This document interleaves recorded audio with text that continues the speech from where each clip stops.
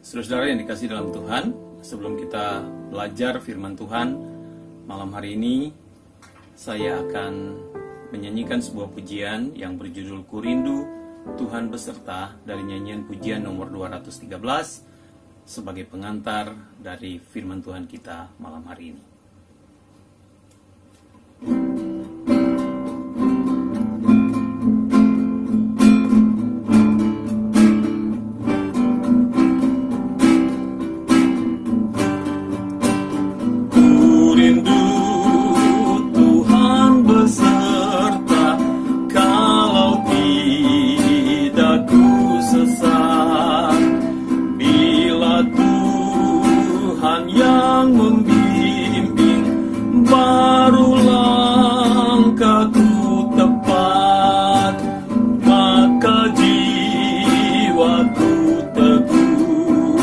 Sepanjang jalan hidupku, tidak lagi ku bertanya, ku mengiring Tuhanku. Saudara yang dikasihi dalam Tuhan Yesus Kristus, saatnya kita akan merenungkan firman Tuhan pada malam hari ini yang saya beri judul Tuhan yang mendampingi. Saya ambil dari 2 Timotius pasal yang keempat, ayat 9 sampai dengan ayat yang ke-18. Saya harap Bapak Ibu bisa membaca sendiri, tetapi saya akan membaca ayat emasnya saja, yaitu dari ayat yang ke-17. Firman Tuhan berkata demikian, "Tetapi Tuhan telah mendampingi aku dan menguatkan aku, supaya dengan perantaraanku Injil diberitakan dengan sepenuhnya, dan semua orang bukan Yahudi mendengarnya. Dengan demikian aku lepas dari mulut singa." Mari kita berdoa sebelum kita lebih jauh merenungkan akan firman Tuhan ini.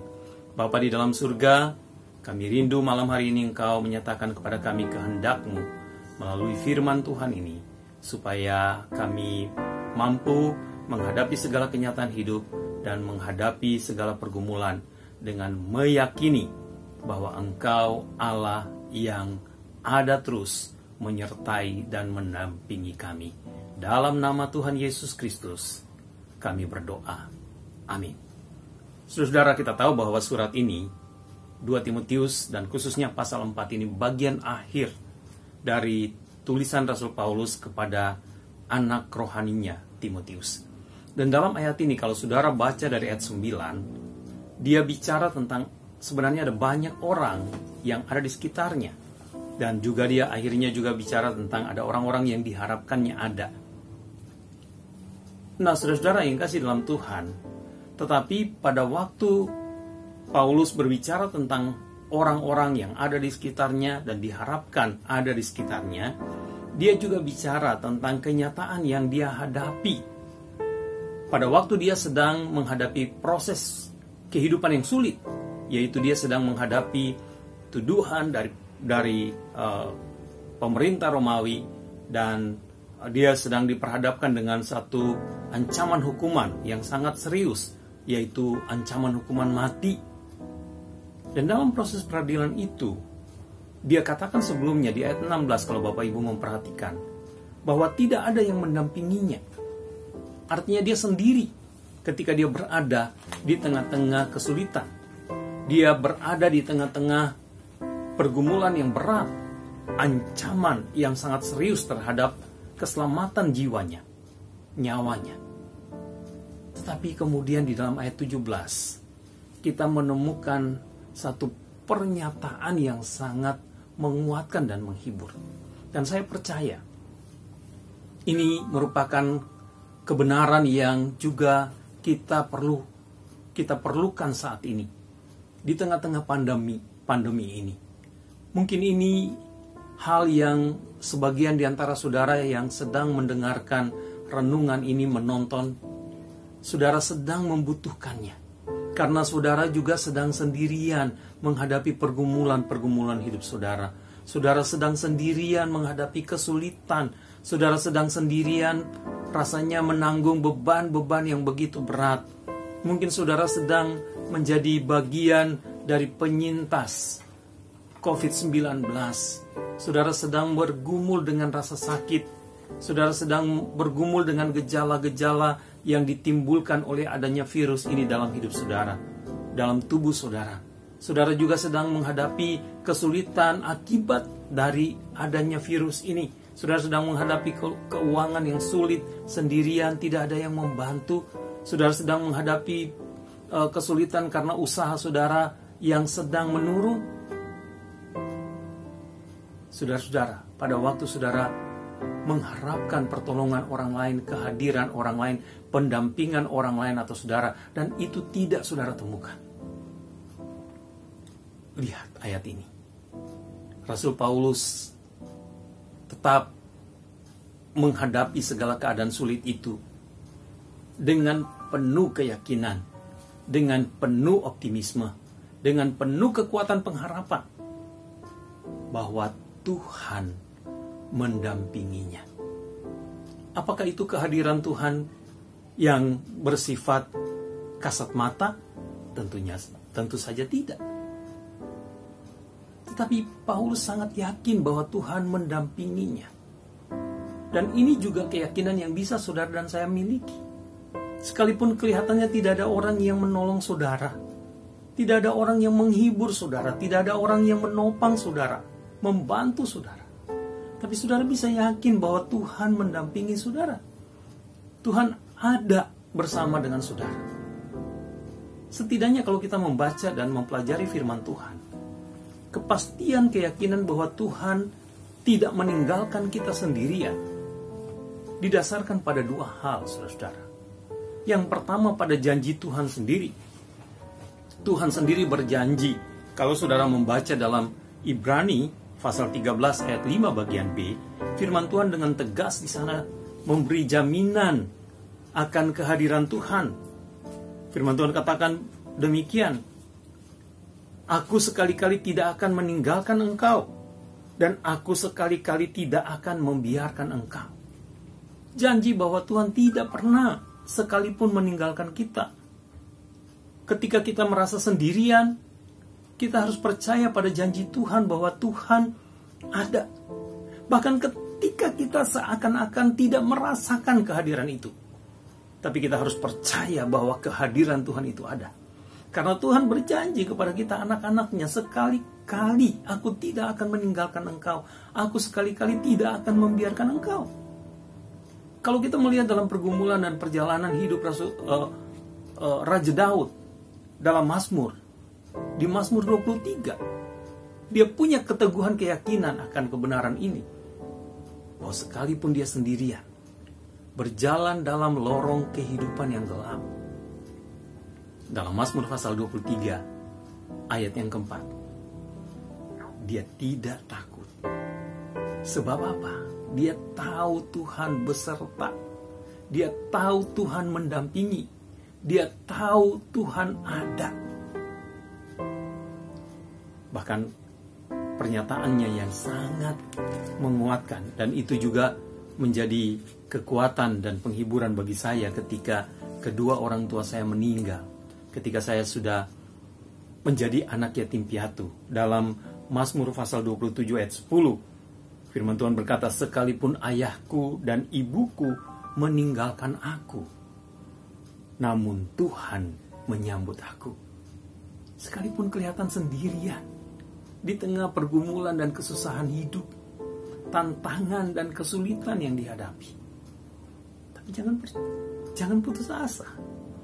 Karena ada Tuhan yang mendampingi kita. Dia beserta. Ketika orang-orang Israel ingin menyeberang sungai Yordan, satu hal yang Tuhan katakan kepada Yosua, satu hal yang Tuhan nyatakan kepada Yosua, supaya dia berjalan bersama dengan orang-orang Israel melewati sungai deras itu, adalah bahwa Tuhan menyertai dia. Sekali-kali Tuhan tidak akan meninggalkan dia. Seperti Tuhan menyertai Musa yang telah berhasil memimpin orang Israel keluar dari Mesir hingga ada di seberang Yordan itu. Dalam Yosua pasal 1 Saudara bisa baca itu. Tuhan berjanji kepada Yosua bahwa Tuhan akan ada bersama-sama dengan dia. Jadi kita bisa percaya bahwa Tuhan ada karena janji-janji Tuhan dalam firman-Nya. Dia tidak akan meninggalkan kita. Tetapi kita juga bisa mendapatkan keyakinan bahwa kita tidak sendiri. Tentu saja itu karena pengalaman-pengalaman iman kita sendiri dengan Tuhan. Saya percaya mengapa Paulus sangat yakin bahwa Tuhan mendampingi dia.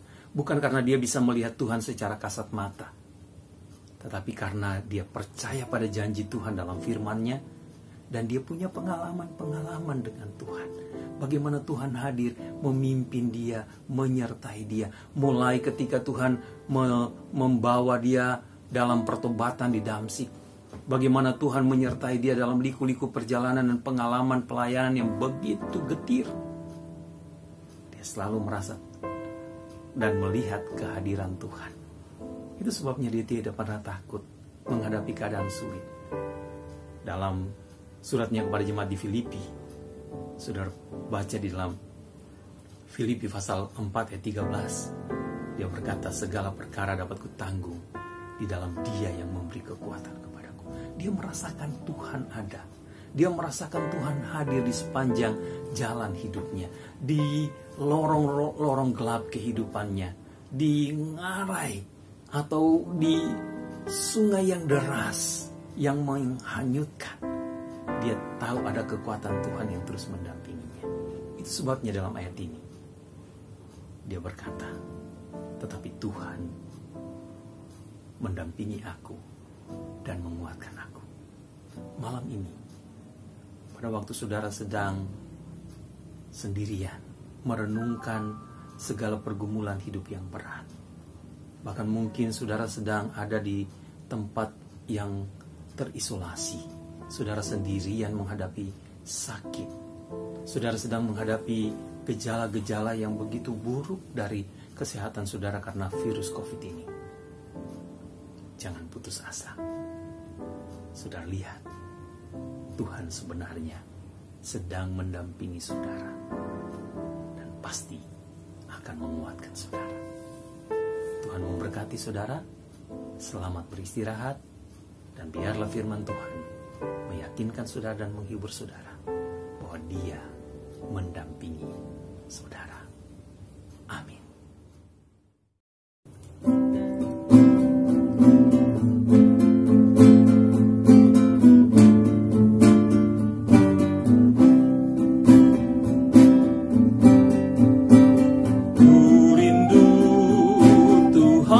Beserta dan membimbing hidupku hingga Yordan ku seberangi, ya bersama Tuhanku, maka jiwaku teguh sepanjang jalan hidupku.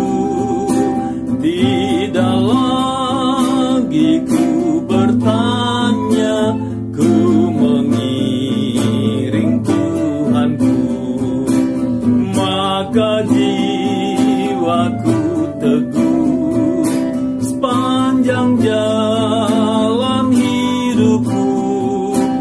Tidak lagi ku bertanya, ku mengiring Tuhanku.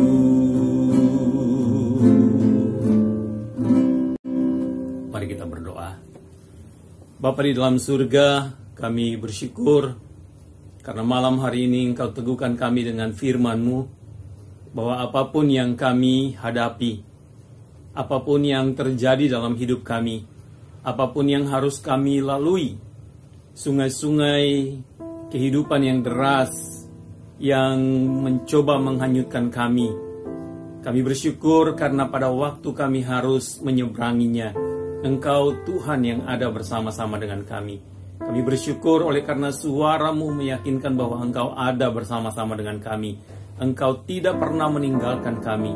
Engkau membimbing kami. Engkau mendampingi kami menghadapi segala pergumulan dan semua kemelut.